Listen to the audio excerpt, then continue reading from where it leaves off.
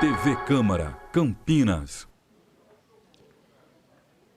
Desde o início desta manhã, acontece aqui no plenário da Câmara Municipal de Campinas um simpósio onde dislexia é o tema. Está sendo bem explorado, tivemos a doutora Silvia na primeira parte desta manhã e agora, depois desse rápido intervalo, a neuropsicóloga Janaína Augusto vai falar sobre dislexia, mas sobre os mitos e verdades. Então, dando continuidade a este simpósio, convidamos você a ficar conosco. Apresentando a Janaína, psicóloga, especialista em neuropsicologia aplicada à neurologia infantil pela Unicamp, formação em reabilitação neuropsicológica pela USP, membro do grupo de pesquisa Anormalidades Neurovasculares na Infância e Adolescência, pesquisadora do DISAPRE e membro da equipe do CIAPRE.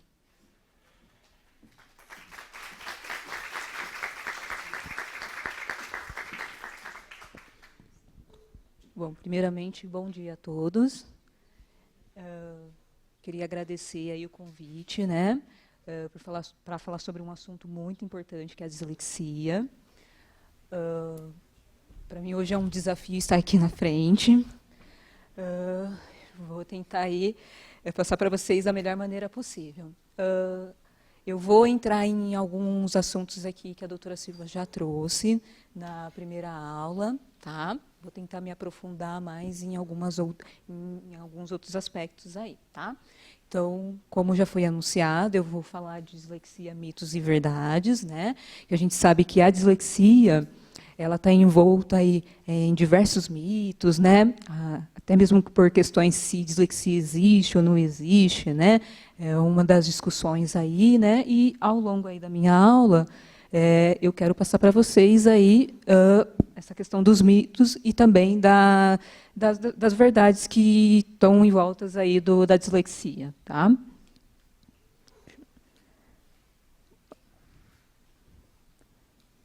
Bom, então eu vou começar pelo conceito da dislexia, né? Como a doutora Silvia colocou na primeira aula, existem vários conceitos aí de dislexia, né? O primeiro conceito que eu trago é da Associação Internacional de Dislexia, que diz que a dislexia é caracterizada por alterações na decodificação, reconhecimento fluente de palavras e, consequentemente, na compreensão leitora. O próximo conceito é um conceito mais atual, né, que é do DSM-5, que vai falar das dificuldades no reconhecimento preciso ou fluente de palavras e problema na decodificação e ortografia, né?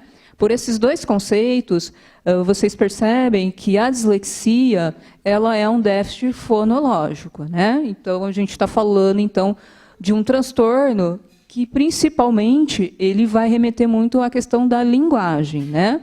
Nós temos aí o modelo fonológico, né? E dentro do modelo fonológico, então, a gente tem a fonologia, né? E a dislexia, então, o déficit é na fonologia, tá?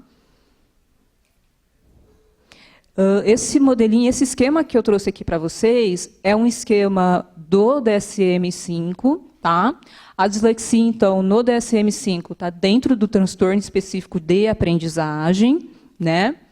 Como a gente está falando, então, que é um déficit fonológico, então, ele vai trazer prejuízos aí na leitura, né? Como eu já tinha colocado anteriormente, na precisão da leitura de palavras, na velocidade ou fluência da leitura e na compreensão leitora, tá?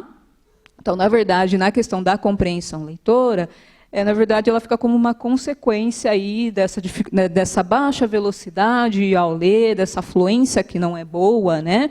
E na precisão mesmo da leitura e no reconhecimento das palavras.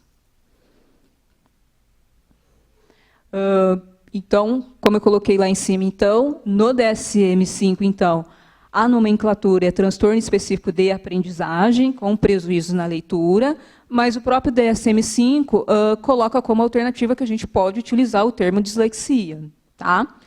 Eu vou começar a mostrar para vocês aqui os critérios diagnósticos, né? até mesmo se a gente está falando que é algo que existe, então a gente precisa se basear em algumas teorias, né, para, de fato, a gente perceber se a criança, né, se o nosso paciente, ele preenche ou não os critérios. Então, a gente precisa saber que critérios são esses, né, que a gente está falando aí da dislexia. Tá? O primeiro critério, como vocês podem perceber aí pelo DSM, e eu acho que é uma das grandes contribuições do que o DSM traz, é a importância da intervenção. Né? Eu identifiquei ali que a minha criança tem dificuldade na leitura, mas primeiro eu tenho que intervir nessa dificuldade que ela apresenta, né?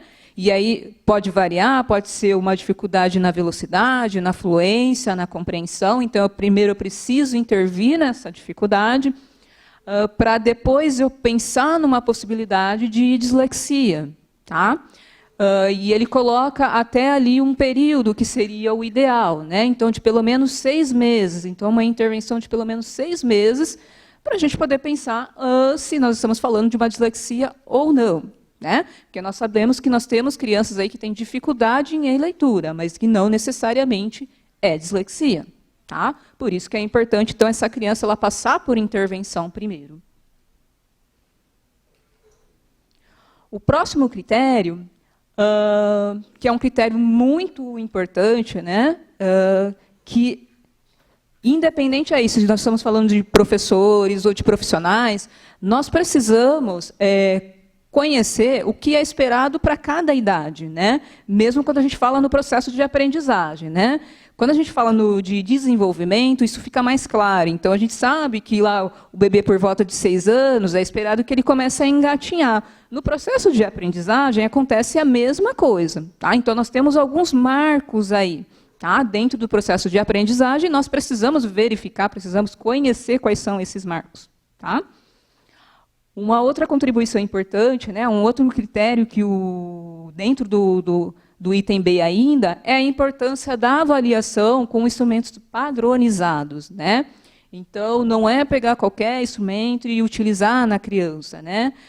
Utilizar instrumentos que já foram comprovados cientificamente, que, de fato, avaliam aquele construto que a gente está querendo investigar na criança. Tá? O critério C, ele traz ali uma referência, né, à questão das demandas educacionais que vão surgir ao longo do desenvolvimento dessa criança. Então, inicialmente, não necessariamente ela pode manifestar alguns sinais, mas com o aumento da demanda educacional, acadêmica, ela pode sim começar a apresentar alguns sinais que podem nos remeter à dislexia. Tá? O último critério do DSM-5, ele vai falar especificamente do diagnóstico diferencial. Tá? Nós temos aí alguns outros transtornos dentro do neurodesenvolvimento que podem ser confundidos com dislexia porque podem cursar junto com uma dificuldade escolar. Tá? Então, o critério D, ele vai chamar a nossa atenção exatamente para isso. Tá? Que nós precisamos pensar em exclusão. Né? Então, será que tem um outro quadro que justifica essa dificuldade na leitura que a minha criança está apresentando? Tá? Então, na verdade, resumidamente, o que ele está falando é de diagnóstico diferencial que nós precisamos fazer. Eu trouxe aqui para vocês os critérios da CID-10, né? Porque, em termos de Ministério da Saúde ou Serviço do SUS, normalmente é baseado ali nos critérios do DSM-10. Né? Apesar do DSM-10 daqui a 3 anos, né, entrar uma nova edição que vai ser a CID-11, né, que vai estar muito mais próximo do DSM-5, mas ainda hoje o que vale mesmo, né, em termos de SUS, Ministério do Trabalho, Organização Mundial da Saúde, é o DSM-10, tá? Desculpa, é o CID-10. Por isso que eu trouxe aqui os critérios. Tá? Bom, o CID-10 ele vai trazer também uma contribuição, e aí a gente já começa a pensar nessa questão dos mitos, que é a inteligência, ela precisa estar preservada. Tá? Então, eu não posso dizer, já vou até adiantar um slide, que eu já vou mostrar para vocês, mas eu não posso dizer que uma criança que tenha deficiência intelectual, ela tem dislexia. Tá? Por quê? Um dos critérios que eu tenho que levar em consideração é se a inteligência da minha criança está preservada ou não. Tá? Novamente ali, ressalta-se a importância da avaliação e que essa avaliação ela precisa ser administrada aí com os testes padronizados, instrumentos cientificamente comprovados. Tá?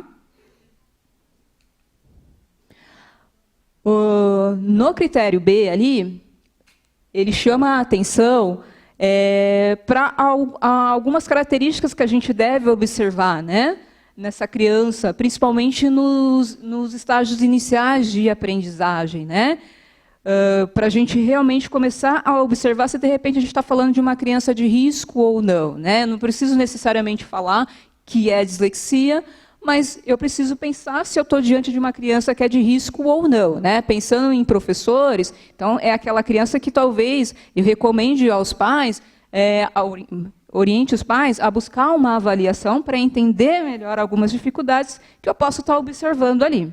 Tá?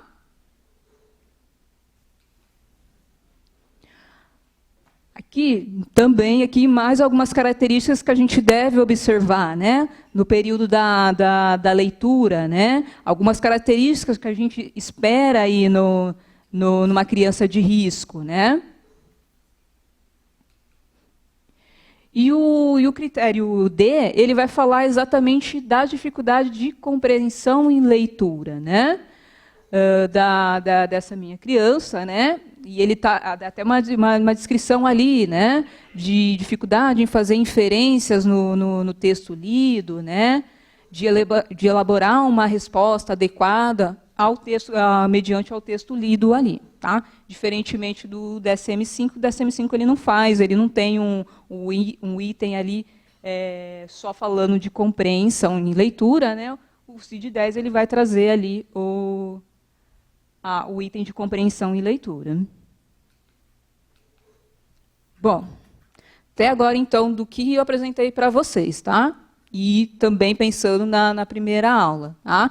Então, hoje, o que nós já sabemos que dislexia é um transtorno do neurodesenvolvimento, ou seja, então, é algo que vai acompanhar o indivíduo pelo resto da vida. Tá? Eu posso fazer intervenções que vão auxiliar, que vão diminuir o impacto das dificuldades, mas nós sabemos que, uma vez com dislexia, sempre dislexia. Tá?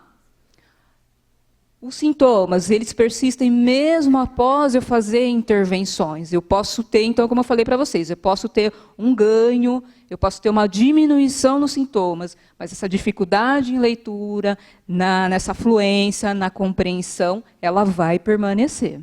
Tá? As dificuldades elas têm que ser inesperadas para aquela idade. Tá? Então, por exemplo, uma criança aos 6 anos, eu não vou esperar que ela faça inferências ao ler um texto, porque isso não é esperado para essa idade. Tá? Então, a dificuldade ela tem que estar relacionada àquilo que eu espero que ela apresente naquela idade. Tá? E, como eu falei para vocês, então, é algo que persiste aí ao longo da vida desse indivíduo. Então, ao longo da vida, ele vai apresentar dificuldades relacionadas à leitura. Então, pensando nisso, a gente pode dizer, então, que não é dislexia. Déficits sensoriais, tá? Então, eu posso ter uma criança lá na minha sala com baixa visão. Talvez ela possa apresentar dificuldades em leitura, mas eu não posso dizer que ela tenha dislexia, porque ela tem uma condição de base que me justifica essa dificuldade. Tá? Ainda mais pensando quando a gente não faz as adaptações necessárias. Tá? Então, provavelmente, vai ser uma criança que vai apresentar ali, dificuldade de aprendizagem, provavelmente em leitura, mas em nenhum momento eu posso dizer que ela tem dislexia.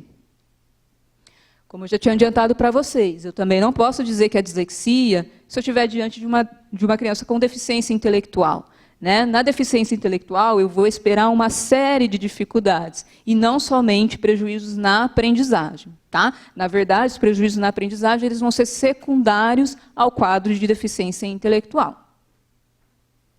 Também eu não posso dizer que tem uma dislexia no transtorno do espectro do autismo, que é a TEA. Né? Nós sabemos hoje que as dificuldades de aprendizagem referente ao TEA, elas estão relacionadas muito mais a questões do comportamento do TEA, então, estereotipia, aquele comportamento mais rígido, mais restrito, de interesses restritos, né? Além de dificuldades em resolução de problemas. Tá? Então, eu posso associar as dificuldades de aprendizagem que o TEA vai apresentar em função desses comportamentos e não por conta de uma dislexia.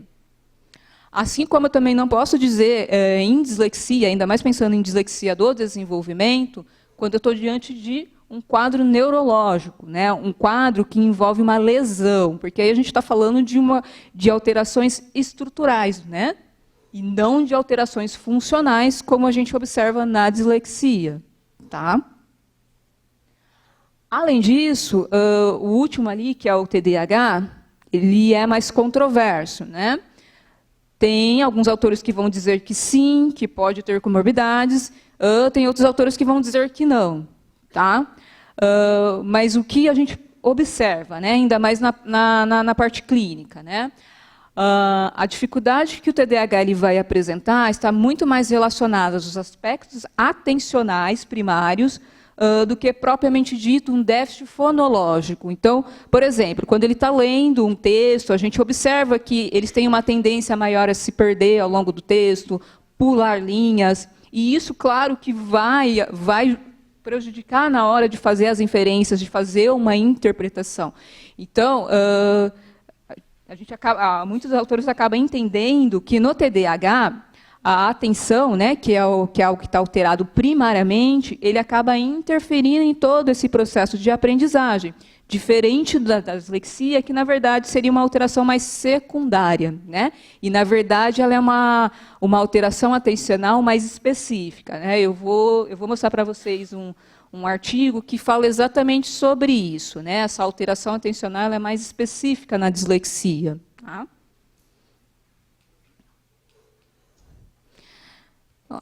A dislexia ela não é causada por baixas capacidades intelectuais, como eu falei para vocês. Aí na literatura tem diversos estudos já comprovando que são crianças com uma inteligência preservada, muitas até acima da média, né, daquilo que é esperado. Né? Então, a gente não está falando de uma criança que tem um rebaixamento da inteligência, um rebaixamento intelectual.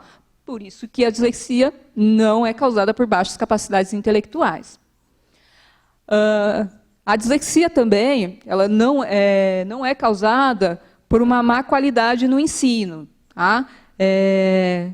Como a doutora Silva colocou na primeira aula, nós temos aí vários métodos hoje, né, disponíveis no mercado, mas nem todos são favoráveis para um processo de aprendizagem adequado, aquele que nós esperamos. Tá? E eu preciso levar isso em consideração também. Né? Então, assim, em que método essa criança está inserida, quais são os estímulos que ela já foi exposta ali, pensando em termos educacionais. Né? Então, por isso que uma má qualidade de ensino, eu não posso considerar como dislexia. Né? A gente sabe que, infelizmente, tem algumas escolas que passam praticamente o ano inteiro o aluno sem ter um professor. Né? E aí, eu posso dizer que ele tem dislexia por conta disso? Ou foi uma falta de oportunidade? Tá? Também, a dislexia também é uma família disfuncional, né, que a dinâmica familiar é toda ruim, toda desfavorável, também não vai causar uma dislexia. Tá? A recusa em aprender, ela, na verdade, tem N motivos aí. Então, eu posso ter uma recusa em aprender, desde realmente uma criança com dificuldade de aprendizagem, como eu posso ter aquela criança com um perfil mais opositor, que é mais difícil de lidar com ela. Tá? Então, por isso que também eu não posso colocar que a recusa em aprender é um fator de risco na dislexia. Mas tem uma coisa muito importante para dizer, que assim, apesar de todos esses fatores, eles não serem a causa da dislexia, eles vão propiciar um ambiente pobre em estímulo. E esse ambiente pobre em estímulo, ele com certeza vai refletir na aprendizagem dessa minha criança. Então, talvez eu não fale de dislexia aqui, mas eu fale de dificuldades escolares. Tá? Então, não é risco para a dislexia, mas é risco para dificuldades escolares. Tá? A gente sabe que uma família menos estruturada, a criança vai ter mais dificuldade mesmo, né, para se organizar, né, para estudos, né, ou para qualquer outra dificuldade que a gente observe ali. Tá? Então, na verdade, são fatores para dificuldades escolares e não para dislexia. Bom, a doutora Silva falou bastante a respeito aí das causas de dislexia, né? Na verdade, eu só vou dar uma pincelada, né? Tem alguns artigos hoje que falam a respeito de genes responsáveis pela leitura, né? Na verdade, aí são pesquisas que ainda estão ocorrendo, né? Mas a gente já sabe ali que existe uma base genética, né? Além da questão mesmo da herança familiar, né? Então, como a doutora Silva colocou, se a gente for fazer uma investigação na família daquela criança, provavelmente nós vamos achar aí alguns casos, seja de TDAH, seja da própria dislexia, seja de dificuldades de aprendizagem dentro daquela família. Tá? Então, realmente existe uma comorbidade muito forte aí entre fatores genéticos, né, se repetindo na próxima geração. Tá? Além disso, nós temos aí algumas alterações anatômicas, tá? Mas essas alterações aqui, eu não estou falando de lesão, tá? São apenas alterações que a gente observa aí no caso da dislexia, principalmente relacionadas à área de Broca e à área de Wernicke. Tá? Além disso, nós temos aí vários estudos, principalmente com o avanço aí da neuroimagem, nós temos vários estudos aí que mostram aí um funcionamento diferente, né, do dislexo com um cérebro não dislexo. Tá? Então, nós temos aí, dentro da ciência, uma vasta aí, literatura comprovando a existência da dislexia e que esse dislexo ele funciona de uma maneira diferente. Tá? Eu trouxe uma imagem aqui para vocês, é exatamente isso. Tá? Então, ali o primeiro cérebro, então, é um cérebro de uma criança típica, o segundo é de um dislexo num processo de leitura, tá? De palavras. Então, ali no primeiro, vocês observam ali que tem 3 áreas ativas ali, né? Então, o verdinho ali é o occipital, né? Responsável ali pela entrada da informação, né? Depois ali o azulzinho ali é o parietal, que analisa ali as palavras, né? E o vermelhinho, então, é a área de Broca, né, que faz ali a conversão grafema-fonema. Né? Então, vocês observam que no primeiro existe a ativação dos 3 campos ali.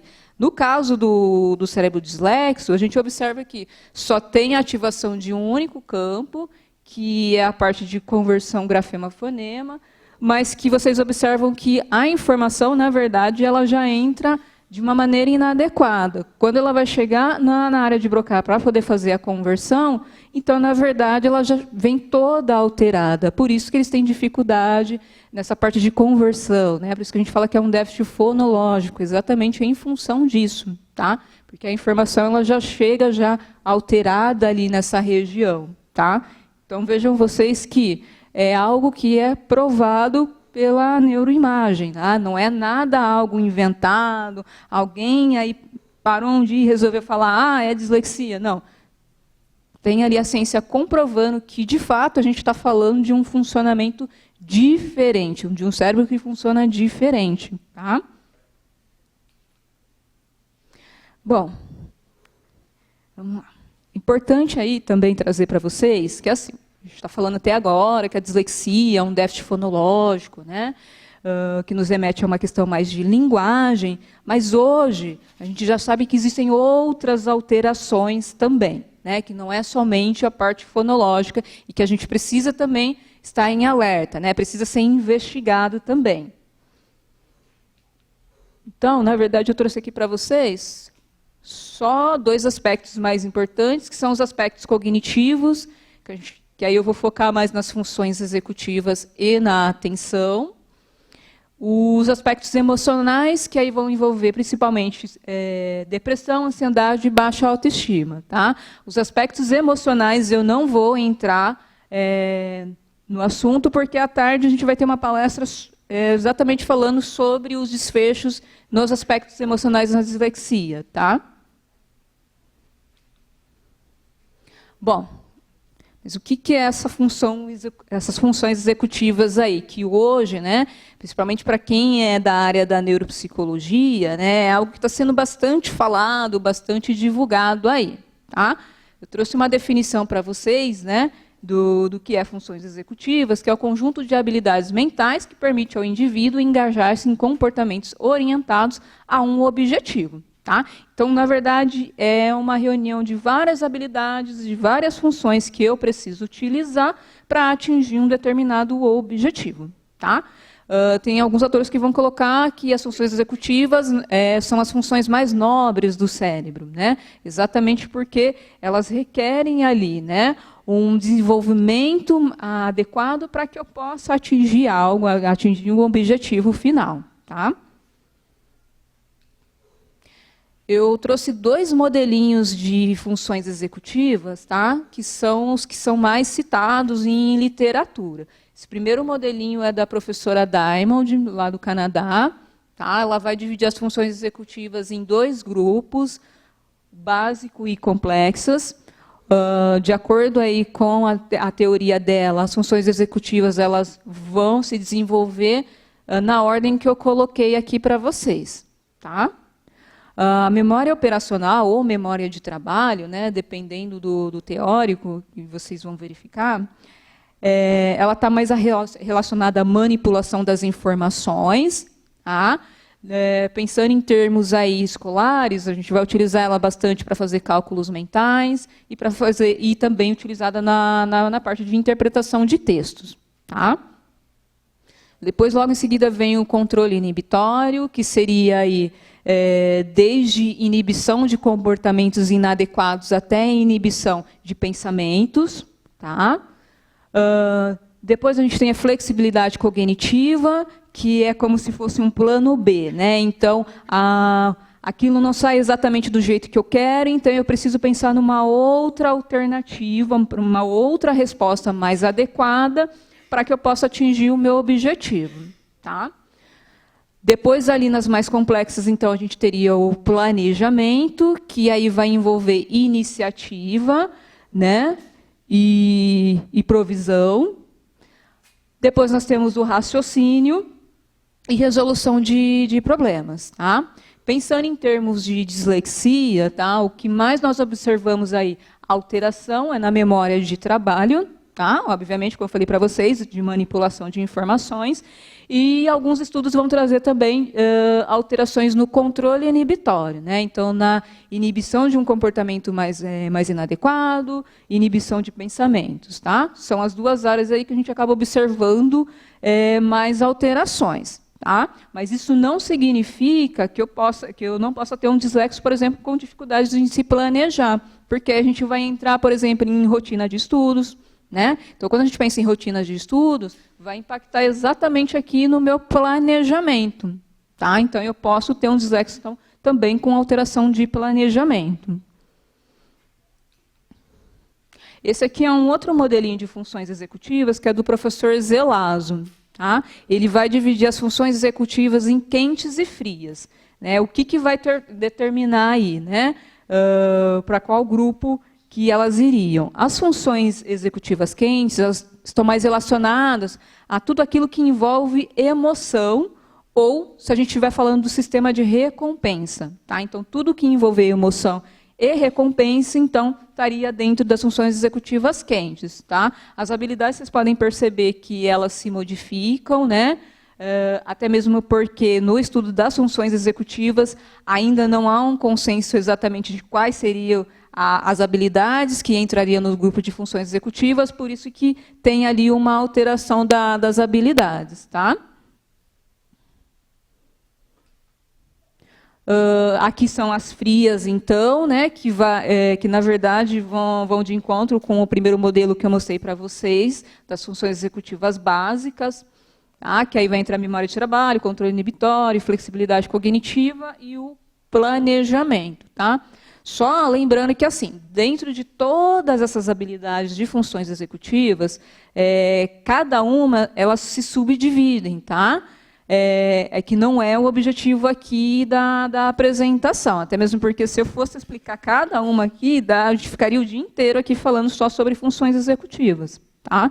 Mas é importante vocês conhecerem, porque é uma coisa que eu falei para vocês, é algo que está sendo muito divulgado hoje, né? A importância das funções executivas dentro do processo de aprendizagem, né? Porque tanto as funções executivas quanto a atenção, na verdade, elas vão acompanhar todo o processo de leitura, né? Então, desde a recepção daquele estímulo que eu recebo para fazer a leitura, até o processamento dessa informação e depois o planejamento e a resolução ali da resposta, né, que eu tenho que dar frente àquela palavra que eu estou vendo. Tá? Então, por isso que são dois aspectos importantes aí, tá? Pensando em questões de leitura.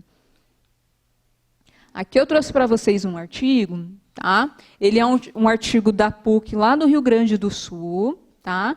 Participaram aí dessa pesquisa 20 crianças, eles dividiram entre 10 crianças com dislexia e 10 crianças sem dislexia. Tá? O objetivo, então, era verificar aí o desempenho em funções executivas de leitura, né, nessas crianças, e o que foi observado, né?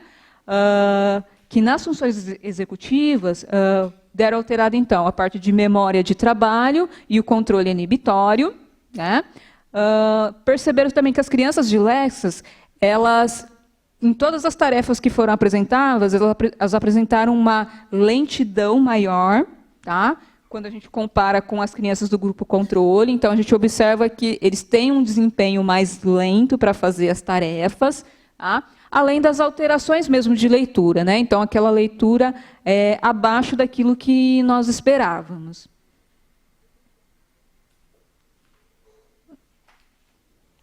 Esse daqui é um outro artigo, né? Esse artigo, na verdade, é do nosso grupo, lá da Unicamp, do DISAPRE.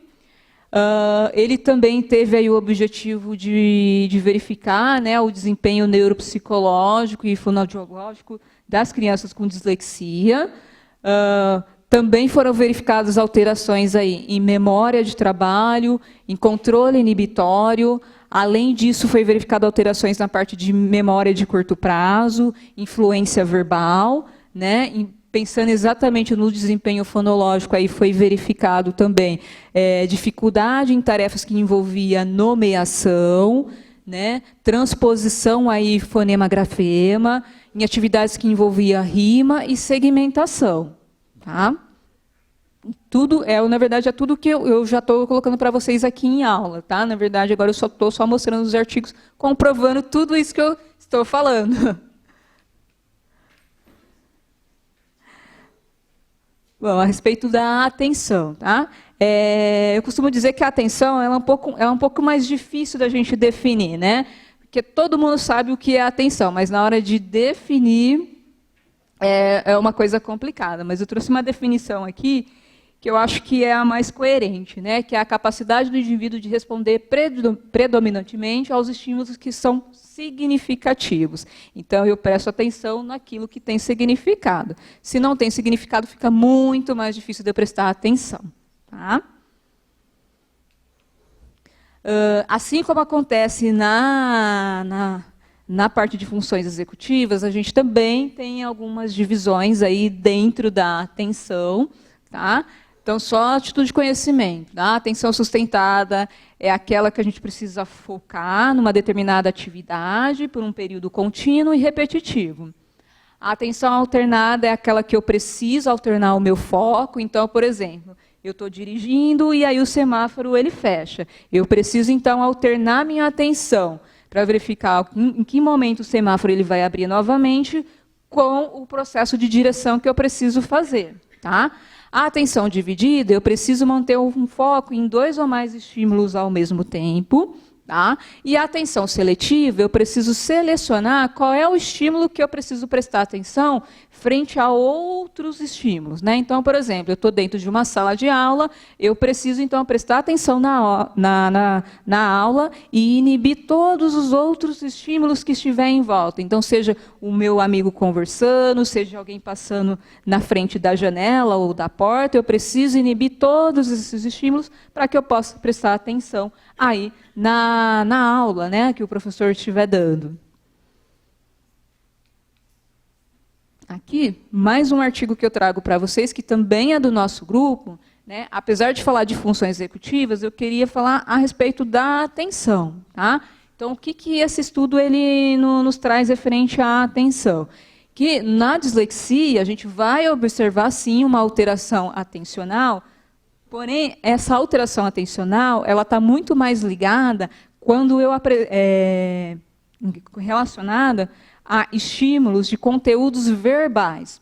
Ou seja, então, eu percebo que a criança com dislexia ela apresenta déficits atencionais quando ela está lendo um texto, ou quando ela está fazendo qualquer estímulo que ela me remete a algo verbal, tá? Que eu preciso ativar aquelas áreas, né, envolvidas na leitura. Se não for nenhum estímulo dessa natureza, aí eu não observo déficits atencionais. Tá? Por isso que eu falei para vocês quando eu estava falando do TDAH. Tá? Essa talvez seja uma das grandes diferenças quando a gente pensa em alterações atencionais na dislexia e no TDAH. Então, a dislexia ou as interferências atencionais está relacionada muito mais a estímulos verbais, enquanto no TDAH, como eu coloquei ali para vocês ali a explicação da diferença das atenções, está muito mais na dificuldade de selecionar qual estímulo que ele deve prestar atenção, né? Ou manter o foco por um determinado tempo. Tá? Então, a gente observa essa diferença, tá? Apesar de alguns autores, mesmo assim, colocarem o TDAH e a dislexia no mesmo grupo ali, como comorbidades. Eu sei aqui para vocês aqui alguns sinais de alerta, tá? Eu tentei dividir desde lá da pré-escola até o ensino médio, tá? Até mesmo porque a gente sabe que essas crianças normalmente elas chegam numa idade já um pouco mais avançada, então normalmente elas vão chegar no consultório entre 10, 11 anos de idade, tá? Mas hoje a gente já sabe que existem sinais de alerta de crianças pequenas. Então, desde a pré-escola, a gente já consegue colocar elas, pelo menos, em um quadro de risco, né? E fazer intervenções precoces. Tá? Então, pensando nos sinais de alertas, na pré-escola, então, o que a gente observa? Né? Demora na formação de frases complexas, troca de fonemas, vocabulário aquém da faixa etária, dificuldades com rimas, dificuldade em reproduzir histórias na sequência correta. Tá? Isso tudo a gente consegue observar lá na educação infantil. Tá? Lembrando, eu não estou falando de dislexia aqui. Tá? Aqui a gente só está falando de sinais de alerta de uma criança que pode entrar num grupo de risco. Tá? Afinal de contas, a dislexia tem toda aquela questão do processo de alfabetização, então a gente precisa tomar cuidado com isso. Normalmente a gente acaba fazendo aí o diagnóstico de dislexia depois que passa esse processo de alfabetização, mas mesmo assim a gente já tem alguns sinais de riscos aí. Tá? Que a gente pode pensar pelo menos no processo de intervenção para essa criança. Ainda na pré-escola, tá? Atraso para aprender cores, formas e números, dificuldade de escrever e reconhecer as letras do próprio nome e problemas para contar e lembrar nomes de símbolos. Lá no Fundamental 1, né, nos primeiros anos iniciais aí de alfabetização, quais são os alertas aí? Inversão da grafia, de letras e números, lentidão ao copiar o conteúdo da lousa, dificuldade para aprender as letras do alfabeto e a tabuada, dificuldade ao soletrar, separar e sequenciar os sons. Além disso, dificuldade de escrever com a letra cursiva e dificuldade de identificar direita e esquerda. Tá? Esses são os sinais de alerta aí que a gente esperaria aí nos primeiros anos escolares. Tá? Aqui no Fundamental 2. Tá? Quais são os sinais aí de alerta aí? Tendência a inventar ou adivinhar as palavras, dificuldade de soletração, resistência em ler em voz alta, dificuldade na organização da escrita no planejamento de tarefas, lentidão ao realizar as tarefas e dificuldade de compreender textos e problemas matemáticos. Tá? Lá no ensino médio. Manutenção da dificuldade para soletrar as palavras, dificuldade na compreensão leitora e na expressão escrita, um vocabulário empobrecido, dificuldade para planejar e elaborar textos escritos, reproduzir histórias e entender conceitos abstratos. Opa, peraí, já volto. Então vejam vocês aí, lembra daquilo que eu falei para vocês no início. Está vendo qual a importância que a gente precisa saber o que é esperado no processo de aprendizagem? Porque se a gente tem esse conhecimento, a gente consegue identificar, olha, aquele aluno ali, olha, ele está com dificuldade nisso, nisso, nisso, nisso, nisso. Talvez seja o momento de eu chamar a família e sugerir uma avaliação. Não quer dizer que eu estou taxando, estou querendo dar um nome, eu só quero entender melhor o que está acontecendo com esse meu aluno. Tá? Então, por isso que é importante a gente saber em qual etapa de desenvolvimento aquela criança ela está. Tá? Para que a gente possa fazer as orientações mais adequadas, e mesmo quando a gente pensa em profissionais, né, no próprio consultório, né, será que aquilo que eu estou vendo, né, aquilo que eu estou avaliando, será que a criança já deveria estar mais avançada, ou se de repente aquilo que a escola coloca como dificuldade, na verdade, para a idade dela é esperado? Por isso que a gente precisa conhecer também essas etapas no processo da aprendizagem também. Tá? Aí tem aqui os desfechos, né? Então, aquela criança que ou acaba não recebendo o diagnóstico correto, ou acaba recebendo um diagnóstico tardio, né? Quais são os desfechos aí? Só lembrando que eu não vou entrar em detalhes porque, na verdade, isso vai ser falado à tarde, quando for falado a respeito dos aspectos emocionais, tá? Mas só para vocês aí conhecerem aí quais são alguns desfechos que a gente já conhece, a gente já sabe, tá? Então, são crianças que vão ter uma tendência maior a se evadir da escola, tá? Principalmente aquela criança que ela nunca foi diagnosticada, nunca foi feita uma intervenção. Tá? Então, a gente percebe que é uma tendência maior deles de nem conseguirem terminar a escola. Tá? Além disso, à medida que os anos vão passando e eles vão tendo consciência das suas dificuldades, isso vai impactando na autoestima. Tá? Então, a gente observa que são crianças que têm uma tendência maior a apresentar níveis de autoestima mais baixos. Tá? Pensando numa autoestima, aí a gente já remete a alguns quadros mais sintomáticos que podem lembrar uma depressão. Tá? Além disso, na vida adulta, são crianças que vão ter mais dificuldade de encontrar um trabalho mais adequado, então vão ter dificuldades aí na parte ocupacional. Tá? Por outro lado, nós temos aí outros, né? E aí tem toda uma questão de ambiente, dos estímulos a qual essa criança ela é exposta, que pode também apresentar aí alguns comportamentos de transtorno de conduta. Então, ir já para uma área mais de criminalidade mesmo, né? Por conta aí dessas dificuldades, essas faltas de oportunidades que não foram dadas no tempo certo, no momento certo para essa criança. Tá? Então, aqui são alguns desfechos que a gente já sabe quando não identificado corretamente a dislexia. Tá? E isso a gente pode pensar também nos outros transtornos do neurodesenvolvimento, quando eles não são diagnosticados de maneira correta, também os desfechos são parecidos também. Tá? Bom, como é que se dá, então, aí o processo de avaliação? Tá? Novamente, aqui não é o objetivo a gente focar na avaliação, tá? Mas o que eu queria passar para vocês referente à avaliação? Um único profissional ele não consegue dar esse diagnóstico de dislexia. Então, a gente sempre fala num trabalho de interdisciplinaridade, ou seja, que vários profissionais de diversas áreas participem dessa avaliação para a gente entender, né, qual é o perfil de criança que nós estamos falando, quais são as dificuldades que ela apresenta. Então, na verdade, para o diagnóstico de dislexia, existem várias áreas envolvidas aí. Quais áreas seriam essas, né? Então, a gente teria a área da neuropsicologia, tá? que vai avaliar não só aqueles aspectos de funções executivas e de atenção que eu mostrei para vocês, mas vai avaliar também a parte da inteligência, da memória, da percepção, os aspectos emocionais, que também são importantes serem investigados, tá? Exatamente pensando nos desfechos que a gente já conhece, da dislexia. Tá? Nós vamos precisar também do profissional de fono. Obviamente, a gente está falando de um transtorno que é ligado à linguagem, então não tem como eu pensar numa dislexia sem o meu paciente ter passado por uma avaliação de fono. Tá? E é uma avaliação de linguagem, que vai avaliar todos os aspectos de linguagem, e não apenas se ele apresenta troca ou não. Tá? Quando a gente pensa numa avaliação de fono, ela vai muito mais além da questões das trocas. Tá?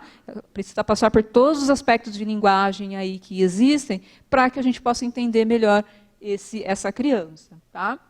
Eu vou precisar também da área de psicopedagogia, tá? Para a gente verificar em que momento aí pedagógico essa criança ela está. Tá? Ou até mesmo para a gente entender se a gente está falando de uma criança que chegou nessa dificuldade de leitura por uma falta de oportunidade, por um método não tão adequado para ela, ou se a gente realmente de fato está falando de uma criança que, porventura, pode apresentar dislexia. Tá? Eu preciso também da área de psicomotricidade, tá? Porque existem algumas alterações psicomotoras dentro do quadro de dislexia que precisam ser investigadas. Tá? E também eu preciso da área médica, tá? Para a gente descartar outras possibilidades aí. Então, presença de déficits sensoriais, questões mais biológicas. Né? E quando eu falo do médico, tem duas áreas importantes aí que a gente precisa pensar, né? Que seria a parte do neuropediatra e a parte psiquiatra. Tá? Exatamente pensando nos desfechos. Tá? O psiquiatra ele vai ter totais condições ali de nos dizer se, de repente, tem algum sinal aí de aspectos emocionais que, de repente, já estão aparecendo e que servem de sinais de alertas, né? Para a gente recomendar uma psicoterapia ou até orientar os pais referente aos desfechos que, de repente, essa criança ela pode vir a apresentar. Tá? Então, vejam vocês que não é um único profissional que fecha esse diagnóstico. Na verdade, é uma reunião de vários profissionais aí, né? E aquilo, o ideal é que, depois que foi feita toda a avaliação, todos os profissionais possam sentar, mostrar quais foram os seus resultados, discutir, de fato, sobre ali a avaliação, para, de fato, a gente confirmar se a gente está falando de uma dislexia ou não. Tá?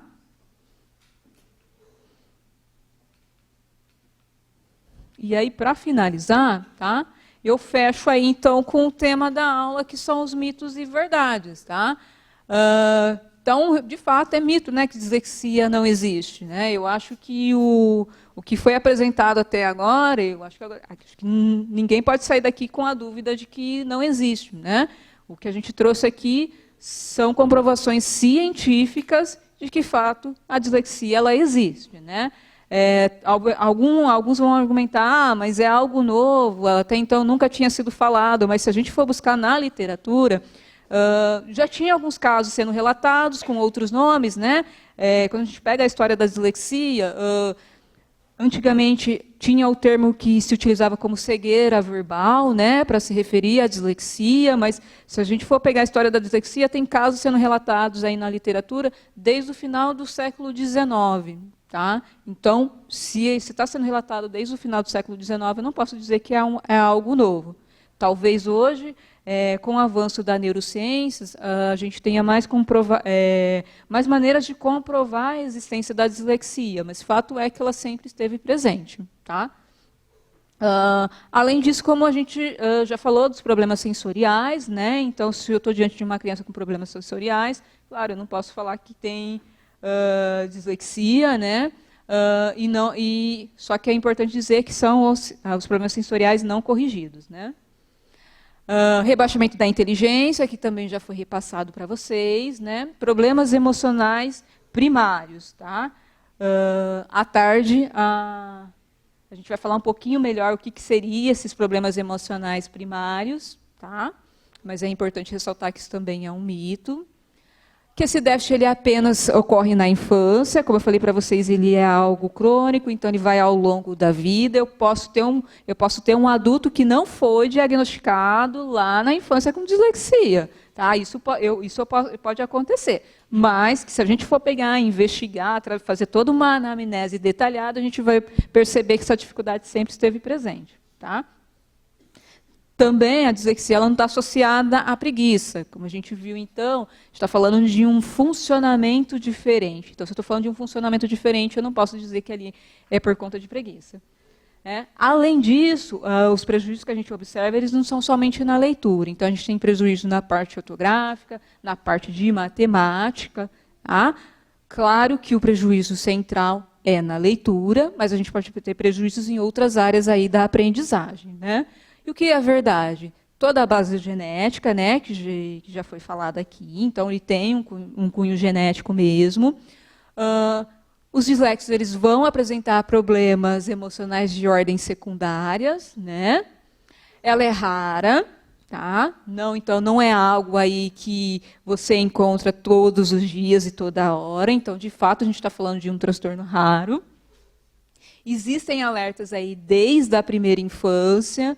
Então, diferente do que a gente pensava anteriormente, então, não é algo que a gente observa apenas durante o processo da escola. Então, antes do processo mesmo de alfabetização, já existem aí sinais de alerta.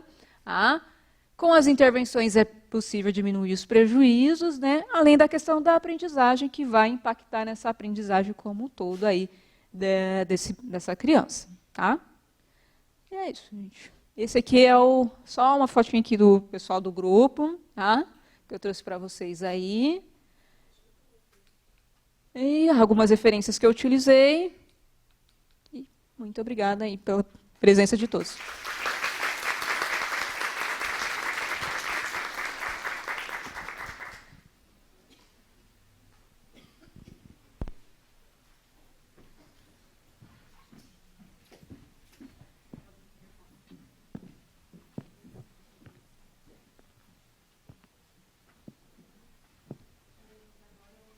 Intervalo para o almoço. Por aqui perto tem alguns restaurantes também que dá para ir a pé. E a gente retorna 1h, tá bom? Obrigada.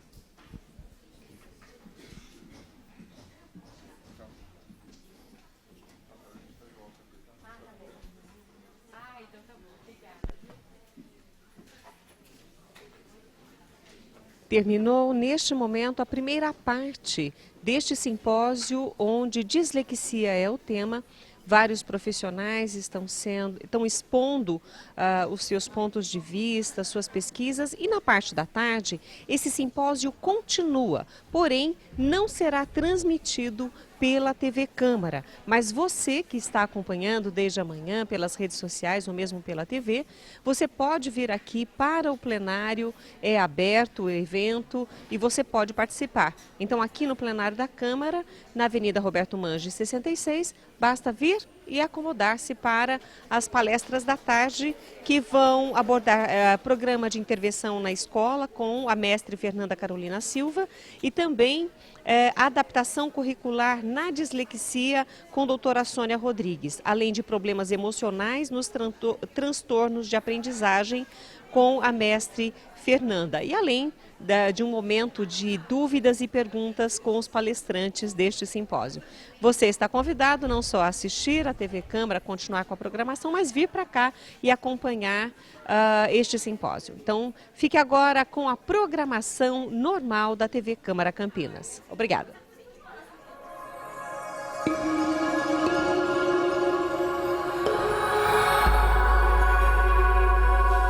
TV Câmara Campinas.